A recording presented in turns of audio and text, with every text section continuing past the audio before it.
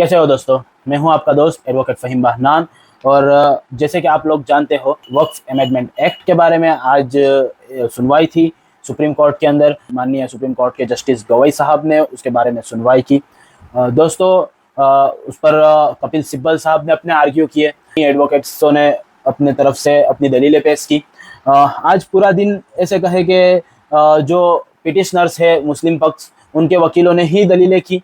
Solicitor general है, उन्होंने किसी भी तरीके की अपनी दलील आज करने का उन्हें मौका नहीं मिला, क्योंकि आज इतनी ज़्यादा पॉइंट टू पॉइंट बातें कपिल सिब्बल साहब ने बताई कि उसको सुनकर सुप्रीम कोर्ट खुद भी आश्चर्यचकित हो गया कि आखिर ये अमेंडमेंट है क्या, और ये क्या बिल और ये क्या एक्ट सरकार लाई है। आज कपिल सिब्बल साहब 3.5 घंटे तक आर्ग्यू करते रहे, फिर भी उनकी बात ख़त्म नहीं हो पाई।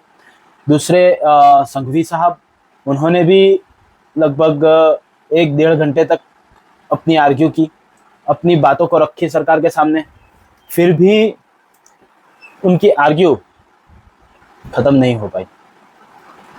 तो दोस्तों, अनेक प्रकार से सुप्रीम कोर्ट के अंदर कपिल सिब्बल साहब ने और मुस्लिम और जो भी पक्ष है, जमीयत उलमाए हिंद से हो या मुस्लिम पर्सनल लॉ बोर्ड से हो या असदुद्दीन ओवैसी साहब से हो या फिर किसी भी तरीके की जो 5 पिटीशन जो रखी गई है, उनमें से कोई भी वकील हो, उनकी तरफ से आज आर्ग्यू किए गए।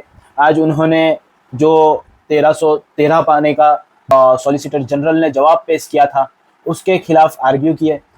कपिल सिब्बल साहब का कहना था कि जज साहब, योर ऑनर,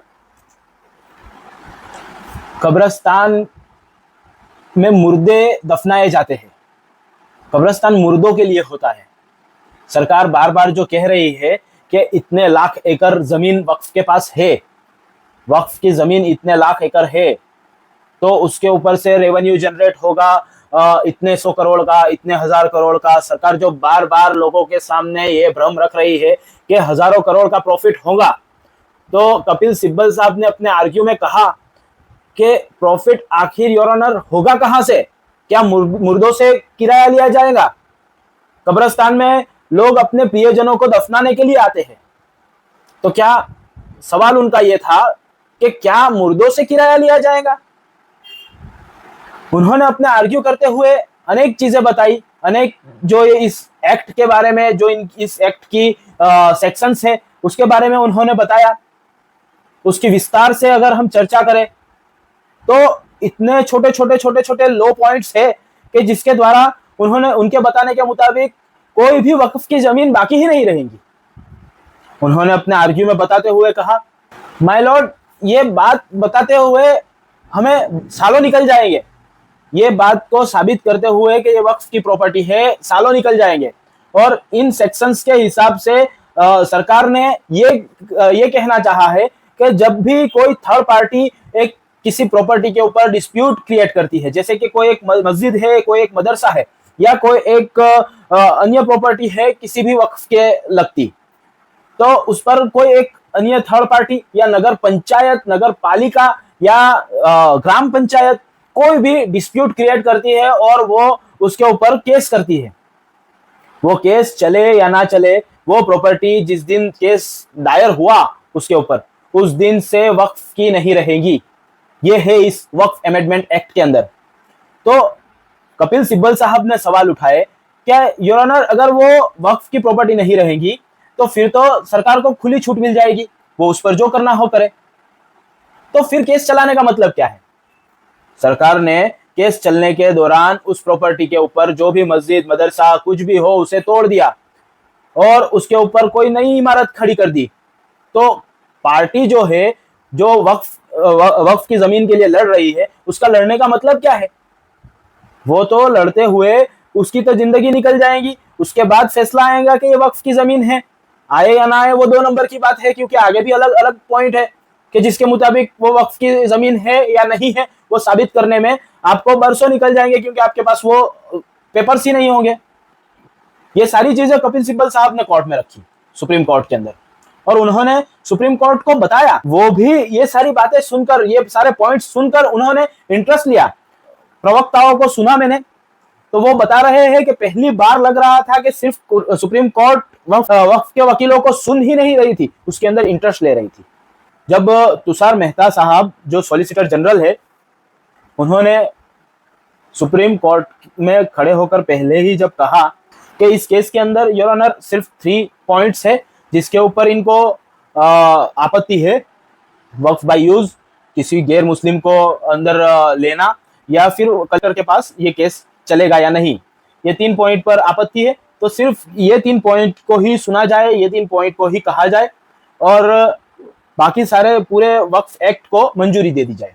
तो कपिल सिब्बल साहब ने खड़े होकर कहा कि योर ऑनर अभी तो बहुत सारे पॉइंट्स बाकी है, मैं आपको यहीं पे खड़े खड़े 10, 12 पॉइंट, 11 पॉइंट्स तो अभी दे सकता हूं कि जिस पर हमें आपत्ति है। तो पूरे के पूरे ये वक्फ एक्ट को रोकना और इसके ऊपर स्टे देना और इसको पूरी तरीके से खारिज करना जरूरी है, क्योंकि अगर इस पर स्टे नहीं मिला, इसके ऊपर स्टे मिलने में ताखीर हुई या कोई ऊंच नीच हुई, तो केस का जजमेंट जब आएगा तब आएगा, लेकिन स्टे हट जाने की वजह से जो हाल में प्रॉपर्टी है उसकी पोजीशन चेंज हो सकती है। कपिल सिब्बल साहब ने कोर्ट में संविधान के आर्टिकल्स दिखाकर उन्होंने बताया कि योर ऑनर ये सारे संविधान के आर्टिकल्स है, ये अगर बदल दिए जाएंगे तो इस तरीके की नुकसान होंगे, अगर इसमें चूक हुई तो कितना बड़ा खामियाजा भुगतना पड़ सकता है। सॉलिसिटर जनरल क्यों बार बार कोर्ट में स्टे हटाने की मांग कर रहे हैं, ये सारे सवाल भी तो होंगे।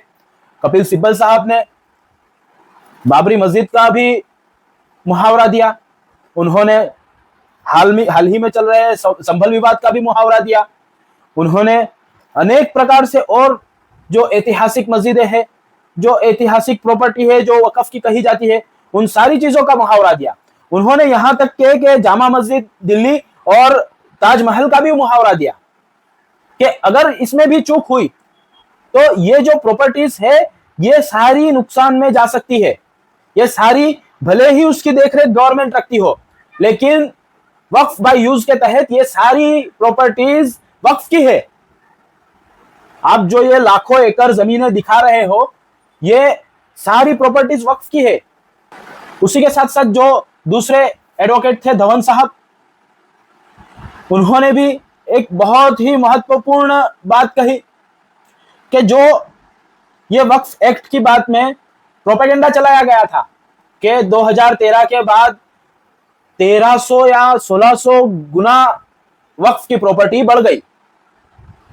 तो योर ऑनर 2013 के बाद ये क्यों बढ़ी? तो एक साथ जब आपको कहा जाएगा कि आपकी प्रॉपर्टी ऑनलाइन चढ़ानी जरूरी है और कल से चढ़ाना है, तो आप सारी प्रॉपर्टी अपनी लेकर जाओगे वहां पे, कल के दिन में ऑनलाइन पोर्टल पे चढ़ेगी, तो वो तो एक ही दिन में अपडेट होगा ना। दोस्तों, इतनी आर्ग्यूमेंट्स, 4 घंटे की आर्ग्यूमेंट्स के बाद भी ये सुनवाई खत्म नहीं हो पाई। मुस्लिम पक्ष के वकीलों ने बताया कि हमें अभी और बताना है, इस एक्ट के अंदर और बहुत सी बातें हैं जो आपको आपके ध्यान पे लाना जरूरी है। उन्होंने रिक्वेस्ट की गवई साहब से, चीफ जस्टिस साहब से, तो जस्टिस गवई ने कहा हम आप लोगों को कल सुनेंगे। तो देखना यह है दोस्तों कि कल सुप्रीम कोर्ट में आगे क्या होता है मुस्लिम पक्ष के द्वारा और क्या बातें रखी जाती है, और अभी पूरी बात सरकार के पक्ष की श्री सॉलिसिटर जनरल के द्वारा रखनी बाकी है, तो वो भी सुनना जरूरी होगा कि वो क्या बताते हैं अपना तर्क, वो इन सारी बातों को कैसे गलत साबित करते हैं, ये देखना जरूरी होगा। तो बने रहे मेरे साथ दोस्तों, मैं जितना जल्दी हो सके आपके पास ये वक्फ की बात लाने की कोशिश करूंगा। अलविदा दोस्तों, मिलते हैं।